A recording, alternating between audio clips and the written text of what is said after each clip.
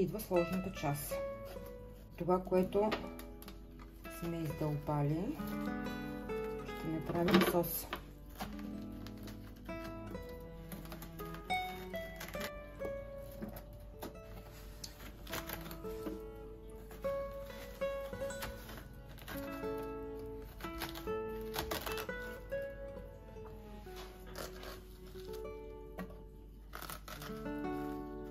Тук па я пълнеш, ще поеме.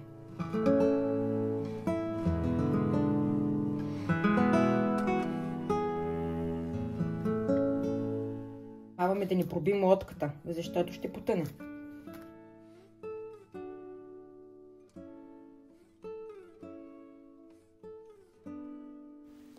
Приготвям тази рецепта специално за моят прекрасен син. Това му е любимото ястие още от детството и знам, че винаги го изненадвам. Ще го чакам с нетърпение да се прибере, много гладен. Всички ние пазим в спомените си любимо ястие от детството, приготвено с много любов от своите родители. Затова реших да споделя любимите лодки на моят син.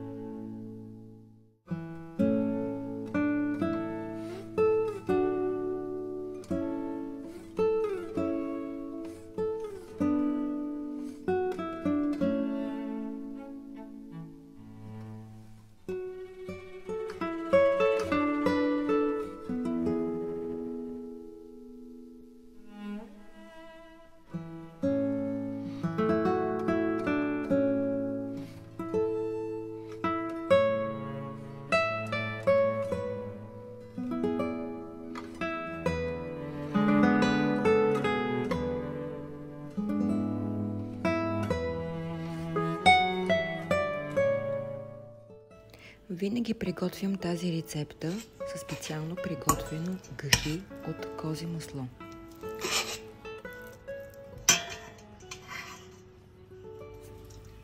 Рецептата може да бъде приготвена както с кайма, така и само с ориз, зависи от вашите предпочитания.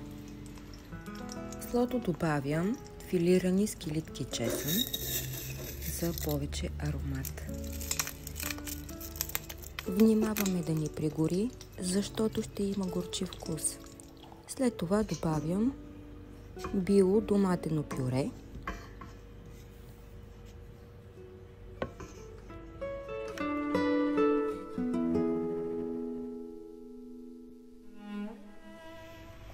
добавим и една чайна чаша ориз. Характерно за моите кулинарни подвизи е, че винаги готвя на око. Изцяло импровизирам. Ето една любопитна котка.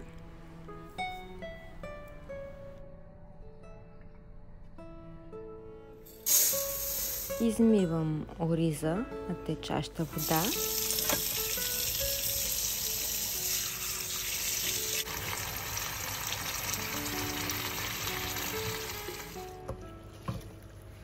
И след това добавям в доматеното пюре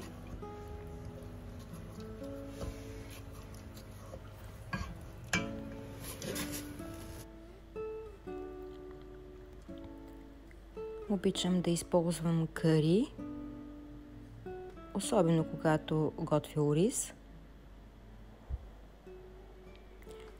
и сравнително чисто приготвям вечерята. Кухнята не е пълен хаос. Пресни подправки, магданоз за аромат, кайма за разкош и готовата вече плънка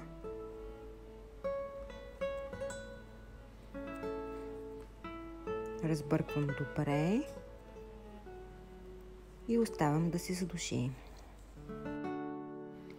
Винаги, когато приготвям вечеря, обичам да паля свещи.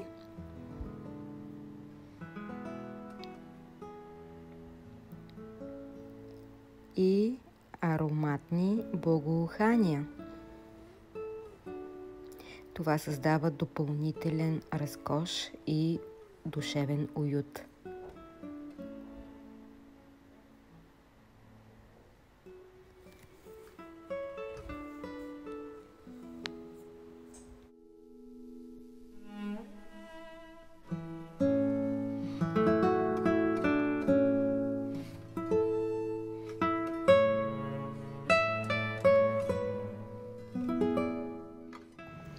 И като част от този кулинарен ритуал е и моят любим портокалов джин за наслада на сетивата.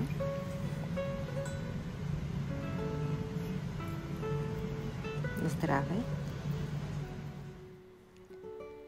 Любувам се на прекрасните цветове и котката също, която е крайно непослушна.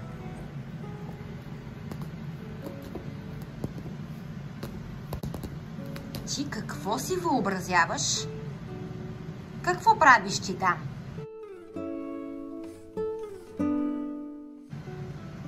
Точно така. На здраве! Мисля, че се обиди. Плънката ми е съвсем готова да поеме своя път към лодките. Старателно и чисто, с много любов, изпълвам лодките със съдържание.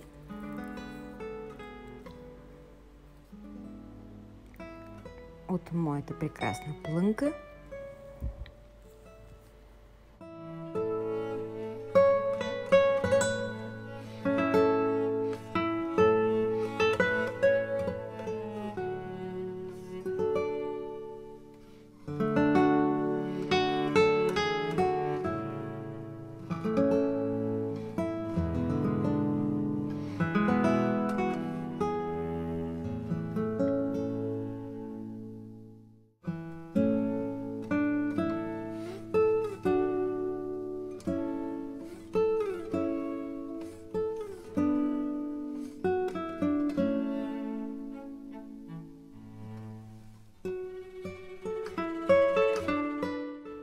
Така изглеждат вече готовите лодки, изпълнени със съдържание, готови да поемат своя път към фурната.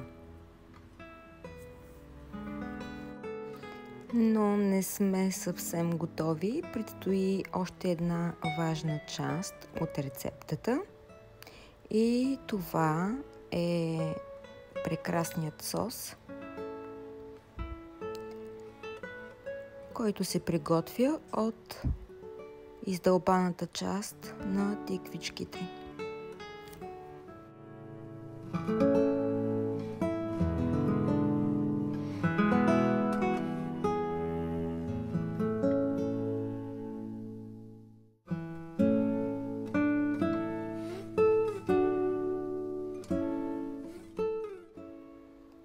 И отново любимата ми съставка е маслото гахи, с което приготвям всичките си кулинарни изкушения.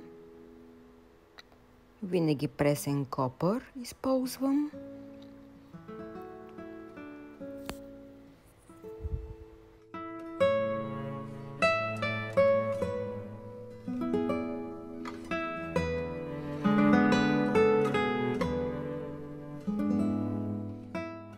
Добавяме филирани скилитки чесън за аромат.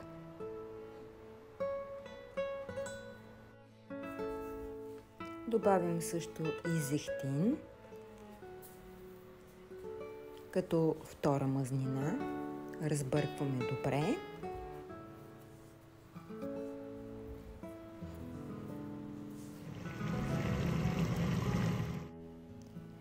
Добавям също и трети вид мазнина. Това е кокосово масло.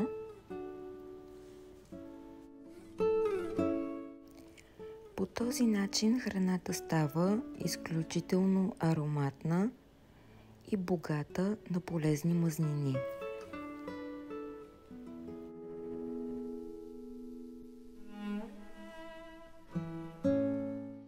Периодично проверявам докъде са отплавали моите лодки.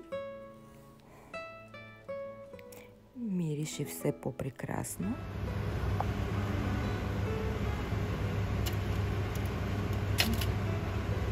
Още са като гумени.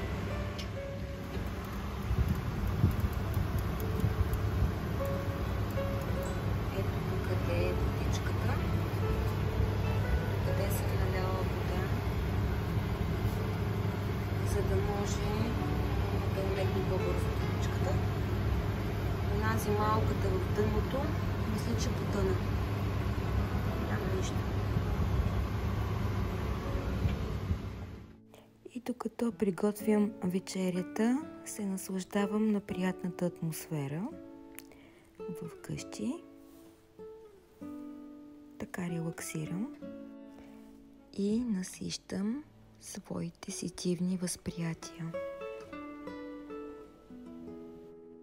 Продължавам с соса, като пасирам вече сварената тиквичка.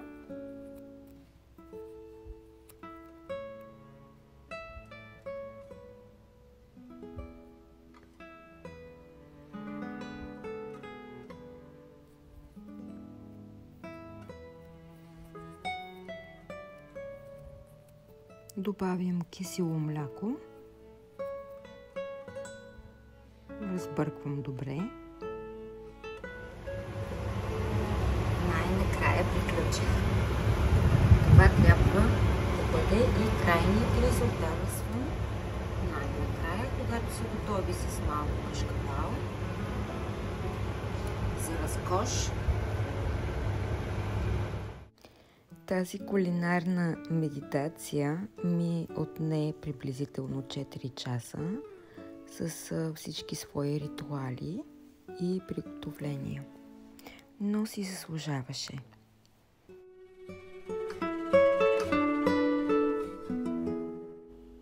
И любимата ми част по декорацията на блюдото.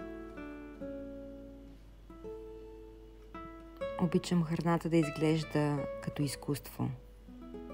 Това ме вдъхновява.